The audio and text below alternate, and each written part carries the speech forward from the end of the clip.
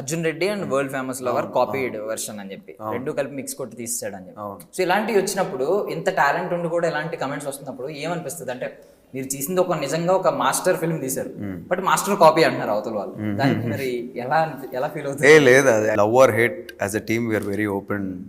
కాకపోతే సినిమా చూసిన తర్వాత చెప్తే ఇంకా చాలా బాగుంటుంది. పర్లేదు, చెప్పడంలో మాకు వాళ్ళ ఎంతూజియాజం కనిపిస్తుంది. నన్ను తిట్టినా నువ్వు ఎంతూజియాస్టిక్గా ఉన్నావు అంటే నేను హ్యాపీ.